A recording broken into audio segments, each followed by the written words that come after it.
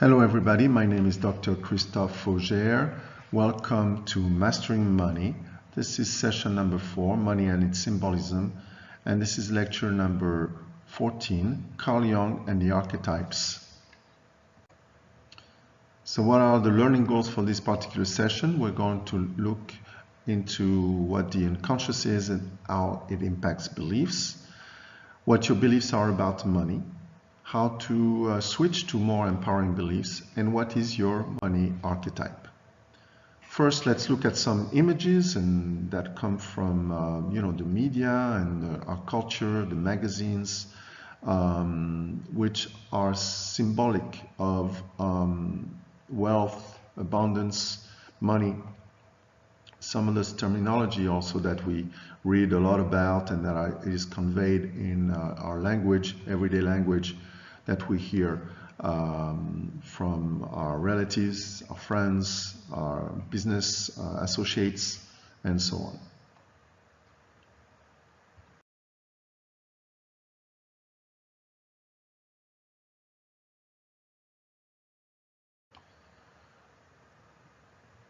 So first we're going to talk about Carl Jung, who was a psychoanalyst and friend of Sigmund Freud. Disagreed with him with respect to some of the explanation of neurosis and was focused more on the spiritual and moral aspect of psychology, founded his own stream of psychology called analytical psychology. So what is the Jungian pattern? Jung distinguished between 3 layers related to the psyche. And the first layer is the outer layer, or the more superficial layer, which is consciousness and the ego. And this is the layer that we believe is responsible for most of our decisions, but to some extent we're a little bit deluded because there are 2 deeper layers that really affect our behaviors without us really knowing. And this is the personal unconscious, and the deeper layer is what Carl Jung calls the collective unconscious. So as mentioned before, the 2 components of the unconscious which are really important to study are the personal and the collective unconscious. The personal unconscious contains experiences that have been forgotten or repressed, and it essentially leads to complexes, which are thoughts that are fixated on certain aspects that dominates your life. For example, the money complex, the power complex, the mother complex. These are not things that we're going to spend a lot of time in this presentation. Rather, we are going to focus on this next layer, which is which we're going to study. And Carl Jung says about it, there is a second psychic system of a collective, universal, and impersonal nature, which is identical in all individuals. This collective unconscious does not develop individually, but is inherited. It consists of pre-existent forms, and he calls that the archetypes. So we're going to link these archetypes with the development of our beliefs.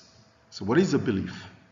A belief is a group of connected thoughts related to a common theme that keep reappearing in our minds, so much so that this common theme becomes a truth, one truth that we believe and we live by.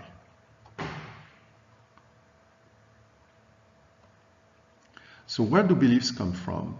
They come from the personal and the collective unconscious. They come from our families, our ancestors, our own self-talk, and other people that are surrounding us and who are influencing us. Most people are not aware of their own belief systems. They express these belief systems through language, thoughts, and actions, and that's actually a way for other people to learn about your friends' beliefs, your partner's beliefs, your associates' beliefs. But it's also a way for ourselves to learn about our own beliefs is when we express them in language, and we hear ourselves say things and we realize what our beliefs are. So there's a video that I'm putting a link to here, which talks about how the subconscious is most of the time in the driver's seat and guides our actions, our thoughts, and our beliefs.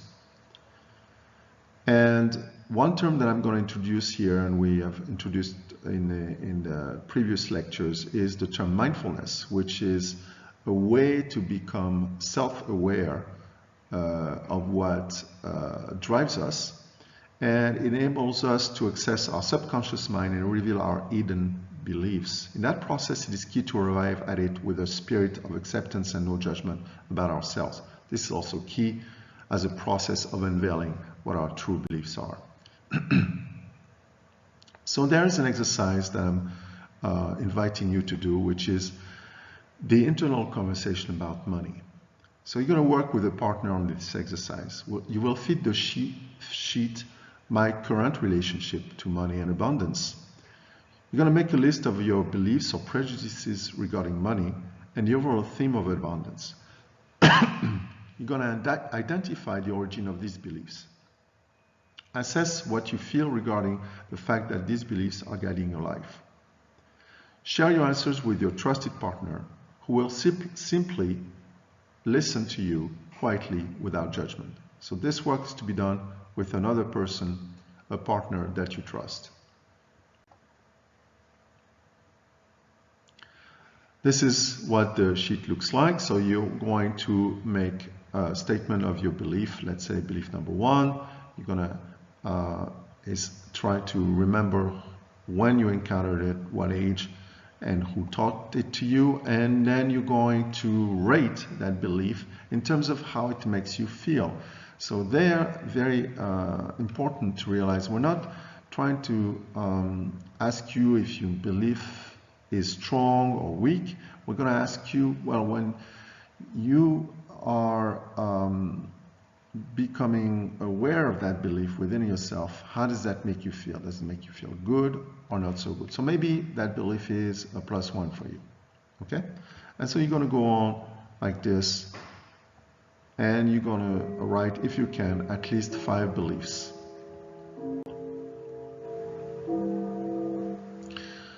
So in the second part, your internal conversation about money, part 2, this is what you're going to do. With that same partner, that partner is going to guide you through a different process, which is my new relationship to money and abundance.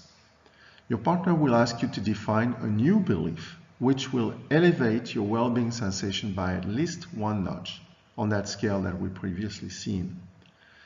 Your partner will check with you that this new belief really is better for you and credible, believable to you. That is a very important point. This exercise has to be done in a way that it has to be done in a trusted space, in a space where you can really look within and create those new beliefs in a way that is deep, okay, which has a lasting impact on you. If this new statement is not credible to you, then you choose another one. When you are sure that you can accept that new belief as true, then increase your well-being by at least 1 notch. Then you choose another belief and you repeat the process and try to elevate it to a certain point. Okay? When you're done with this, then you switch roles and you go back to part 1 and part 2, and you have switched roles. Now you become the one who's listening and the one who's coaching your partner to elevate their beliefs. And this should last about an hour total to do this. So what happens is you have this new relationship to money, and then you start from the bottom. You choose one of those beliefs right here that makes you feel more or less good. And if it feels good already, you try to raise it up so it feels even better. Okay? And then you choose a new one progressively, and it has to make you feel higher on the scale. So maybe you were at a -1 before, And now with the new beliefs, you are at a +1. And you keep coming up and coming up until you reach maybe that new belief, which is at stage number 4 here. And you will have elevated your sense of well-being. And crucially, you are willing to say, hey, you know what? I like this belief. I think I can make it part of my life. This is a picture drawn by Hieronymus Bosch in the 1500s, and that is really expressing some of the deeper unconscious things that happen in human beings. So let's talk about the collective unconscious. The collective unconscious are universal instincts and memories that are buried in the psyche. All these influences transcend time and geography. These are the ancestral memories, which are an invisible force that shape our beliefs. And this is not recent. This comes from our deeper past, 2 million plus years of evolution and 2 million years of cellular memory that's engraved within us. So what are some of the archetypes? You will recognize some of the archetypes because in modern culture, literature, religion, music, art, you meet them all the time. And those are, for example, the villain, the hero, the wise man, Mother Nature. You're very familiar with these archetypes. And these create images on which you base your perception of the world, and they may even create some sort of sense of purpose for you because you may identify with some of these archetypes.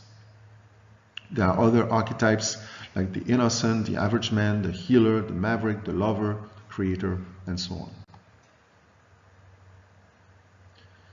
So I'm going to invite you to watch this short video of Joseph Campbell, interviewed by Bill Moyers in the 1980s, and where Joseph Campbell talks about Star Wars and essentially drawing an analogy between Star Wars and our daily lives and the myth and the beliefs that are underlying some of our daily lives. A very powerful little video, and I invite you to go watch it, and I'll put it as a link below this video. Carl Jung talked a little bit about money and the idea of money. We talked about this in the earlier lectures.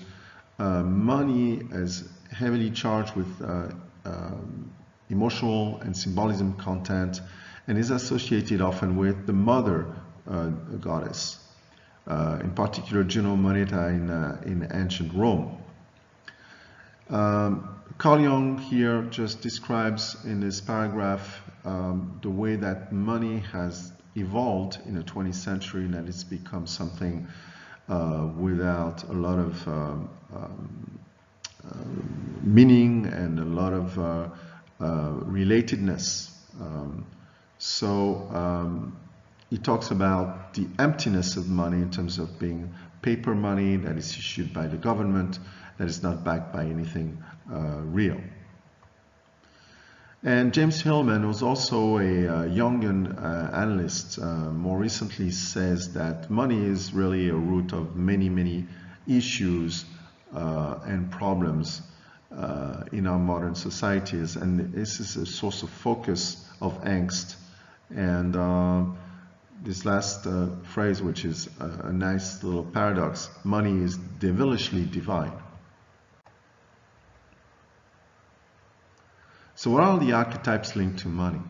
So we got essentially the archetypes which again are linked to our cellular memory, are deeply ingrained within us.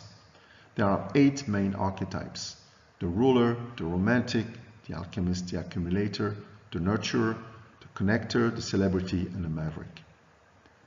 So the ruler, he or she uses money as a yardstick to measure success and power.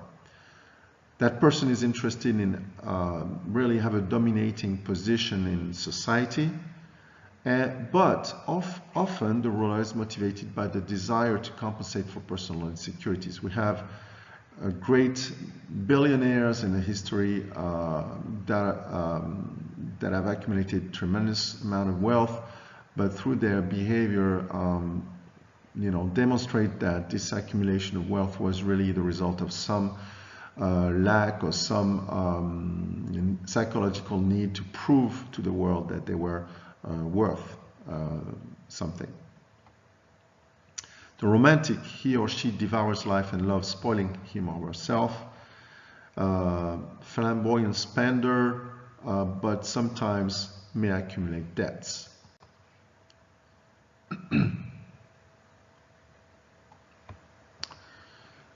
The alchemist is someone who uses their creativity and emotions to actually transform their ideas into financial successes. And wealth and money are byproducts of these ideas. Typically, the person is trying to really create products that will that may change the world, bring new services and increase the welfare of the people around. The accumulator has a great connection with money and a great respect with money, and is able to accumulate large sums of money. But that may also be a reflection of something that is of a need that was repressed and that was not fulfilled. The nurturer has a tendency to give lots of money to relatives or friends that they deem are in a needy position, and that could be unhealthy if it goes overboard, and that essentially the nurturer has to be responsible to give money and not to put themselves in financial danger.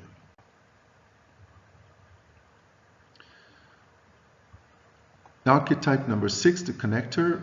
It's interesting. That person is really intending to create a large network of relationships, and money is also there, a byproduct of good relationships. So for them, money is not necessarily the primary goal. Relationships are the primary goal, but they understand the power of networking and the power of leveraging relationships to generate money. The celebrity loves to attract people's attention, so they are showcasing luxury items, and this is more of a accumulation of money is more driven towards that goal. And the maverick is someone who gets these thrills by just earning money, and money is a game. And those are often people found in the finance industry, where they love the adrenaline and the dopamine that are secreted when they're making deals. So I want to invite you to take Kendall Summerhawk's test, which I'm going to put as a link below this video. And what are the 3 archetypes that you first think from that list are matching your personality? Then take the test and find out from the scoring of the test which are the ones that come on top. Are you surprised by that result? What do you learn from this result? So thank you very much for your attention.